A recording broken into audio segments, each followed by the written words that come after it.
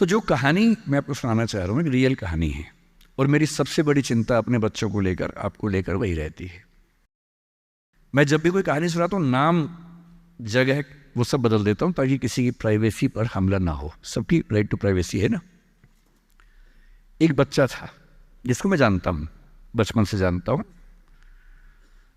बहुत ही ज़बरदस्त आर्टिस्टिक बच्चा, म्यूज़िक का उस्ताद। उसके घर में लगभग सब लोग म्यूज़िक के उस्ताद थे, इंस्ट्रूमेंटल म्यूज़िक, वोकल म्यूज़िक, हर चीज़ में अच्छा, पढ़ने में भी ठीक, बढ़िया।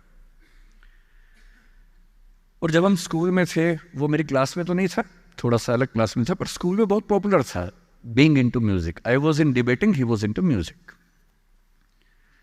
और बाद में उसने हमारा स्कूल छोड़ भी दिया कुछ समय के बाद, फिर वो कहीं और चला गया, फिर हमारा मिलना नहीं हुआ। उस समय ना तो व्हाट्सएप था ना यूट्यूब था, तो बाद में मिलने का स्कोप भी नहीं रहता था। जो एक बार चला गया वो चला ही जाता था उस समय। अब तो बच्चे ज़िंदगी भर दोस्त रहते हैं। फिर जब मैं दिल्ली यूनिवर्सिटी में आ गया, ग्रेजुएशन कर चुका था, उसके बाद अचानक मुझे एक बचपन का दोस्त मिला जिसने मुझे एक इंटरेस्टिंग क्या, डेवास्टेटिंग बात बताई। तो बात चल रही थी कि स्कूल के दोस्त कहाँ कहाँ हैं, क्या कर रहे हैं। तो बातों बातों में उसका जिक्र भी आया। तो मैंने बड़ी उम्मीद से पूछा, मैंने कहा वो तो बॉम्बे चला गया होगा, फिल्म इंडस्ट्री में चला गया होगा। तो मेरे दोस्त ने पूछा कि तुम्हें नहीं पता उसके बारे में? मैंने कहा नहीं। उसने कहा यार वो जेल में है, and he was one of the most creative students of our school. मैंने कहा जेल में क्यों है? बोले सच में नहीं पता। मैंने कहा सच में नहीं पता मुझे। बोले वो ग्रेजुएशन करने के लिए जब गया तो पता नहीं क्या हुआ, उसकी थोड़ी संगति खराब हो गई। बैड कंपनी जिसको हम बोलते हैं, जो इस उम्र में अच्छी लगती है, वही वाली। तो कॉलेज लाइफ में थोड़ी बहुत बैड कंपनी सबकी होती ही है, हल्की फुल्की होती है, एक सामान्य बात है। अच्छा, बच्चा बच्चा ना रहे ये भी तो अच्छी बात है ना। थोड़ा बचपन तो जीना भी चाहिए, थोड़ा शरारतें करनी भी चाहिए। पर किसी किसी का दुर्भाग्य होता है कि ज्यादा हो जाता है, उसके साथ ऐसा हुआ। उस सब प्रोसेस में उसको ड्रग्स की आदत लग गई। और ड्रग्स की आदत, ड्रग्स एक ऐसी चीज है, एडिक्शन ऐसी चीज है कि उसमें वन वे रास्ता होता है, टू वे नहीं होता है। आप जा सकते हैं, वापस नहीं आ सकते। मतलब 1000 लोग जाएंगे तो उनमें से एक आध वापस आएगा, वो भी इतने मुश्किलों से जो ऑलमोस्ट इम्पॉसिबल है। I have seen many such cases. Social welfare department से मेरे कई दोस्त ऑफिसर्स हैं, तो मैं उनसे जब पूछता हूँ बताते हैं, मैंने ऐसे लोगों को देखा है 10-10 साल से स्ट्रगल कर रहे हैं एडिक्शन से बाहर आने के, नहीं आ पा रहे, खत्म हो गए हैं। उस बच्चे को ड्रग्स की आदत पड़ गई कॉलेज में जाके, पेरेंट्स को पता ही नहीं था। तो जब पेरेंट्स को भनक लगी तो उसको दबाव बनाया कि तुम घर आ जाओ। अब वो जिस कंपनी में था, दोस्तों वाली कंपनी में, वहाँ अब ड्रग्स तो बहुत महंगे होते थे, पैसे घर से बहुत कम आते थे, जितने पैसे एक मिडिल क्लास फैमिली दे सकती है। अब वो घर से ज़्यादा पैसे मांगने लगा, पैसे मिलते नहीं थे। उसको अपने ही घर के लोगों पर गुस्सा आने लगा। तो एक बार वो अपने घर आया हुआ था छुट्टियों में, और वहाँ भी वो कुछ कुछ करता रहता था। उसके पेरेंट्स ने उसको बहुत समझाया कि बेटा ऐसा मत करो। और एक दिन इस बात पे झगड़ा बढ़ गया। भाई आप पेरेंट्स की चिंता समझेंगे आज से 30 साल बाद, जब आपके बच्चे इस एज में होंगे ना, आपकी नानी मर जाएगी उस समय। नानी मरना एक मुहावरा है, इसका मतलब बहुत चिंता में रहेंगे उस समय आप। और उस दिन पता नहीं क्या हुआ, एक झगड़ा हुआ, क्योंकि जो एडिक्शन के शिकार हैं उनका दिमाग उनके कंट्रोल में नहीं होता है। यहाँ तक कि जो ड्रिंक करते हैं, ड्रिंक एक लेवल से ज़्यादा कर लें तो दिमाग कंट्रोल से बाहर निकलने लगता है। ड्रग्स में तो ये एलिमेंट बहुत ज़्यादा होता है। और आधी रात को उसने क्या किया, उसने अपनी फैमिली के 5 लोगों का मर्डर कर दिया। मर्डर। उसने खाने में जहर मिलाया, लगभग सब लोग उससे मर गए। एक मेंबर नहीं मरा क्योंकि उसने खाना खाया नहीं उस दिन, तो उसको उसने अलग से मारा।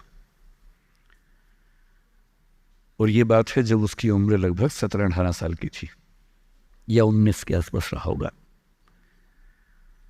उसके बाद वो जेल गया। मुझे उसके बाद से पता ही नहीं कि क्या हुआ,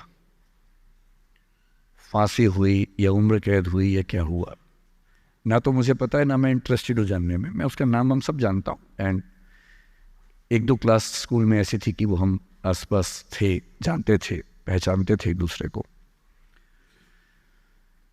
मेरी सबसे बड़ी चिंता ये होती है बच्चों को लेकर कि किसी भी गलती से वो ड्रग्स में ना चले जाएं।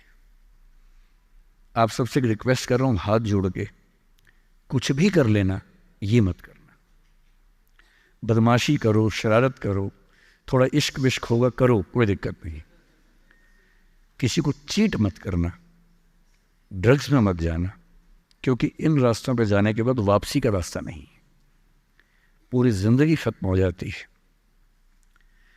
एक शायर ने कहा है, बस एक कदम गलत उठाता राह शौक में, राह शौक का मतलब शौक के रास्ते पर चल पड़े थे। बस एक कदम गलत उठाता राह शौक में, मंजिल तमाम उम्र मुझे ढूंढती रही। मेरी मंजिल जिंदगी भर मुझे ढूंढती रही, कहाँ चला गया? सिर्फ एक गलती हुई थी और उस एक गलती ने कहीं का नहीं छोड़ा। मैं केवल एक बात पे फोकस करता हूं कि मेरे बच्चे या आप लोग पीयर ग्रुप प्रेशर से बच सके।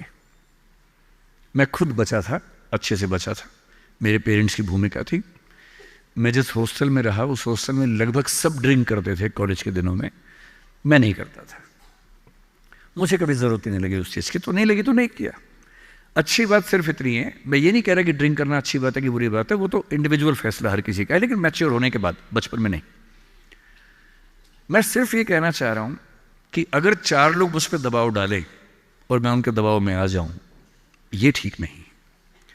मुझे ध्यान है कि हमारे हॉस्टल की नाइट चलती थी, फ्राइडे की रात है, वार्डन साहब छुट्टी पे हैं, 10-12 लोग एक कमरे में बैठे हैं, शराब की बोतल खोल ली है या बियर जो भी है, सबका मन है पीने का। वो मतलब एडल्ट्स हैं, 18+ के थे, वो शायद लीगली अलाउड होगा उनके लिए, मुझे नहीं पता।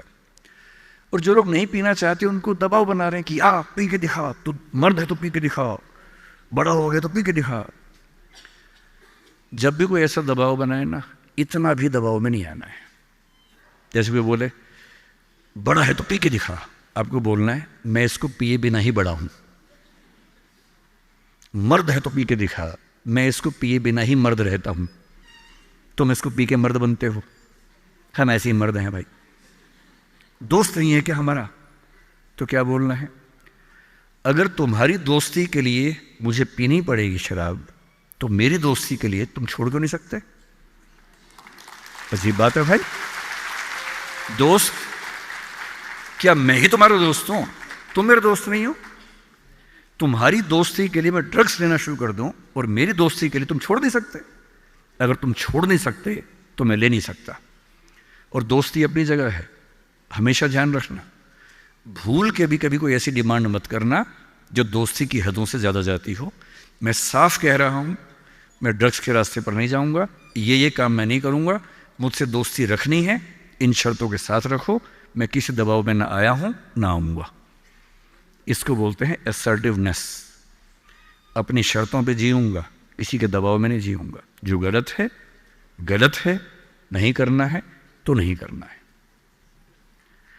एक शायर ने बड़ी अच्छी बात कही इश्क के बारे में, लेकिन यहाँ अप्लाई होती है। उसने कहा, वो नहीं मेरा सही, उससे मोहब्बत है तो है। भाई किसी से मोहब्बत है, नहीं हो पाया मेरा, कोई बात नहीं।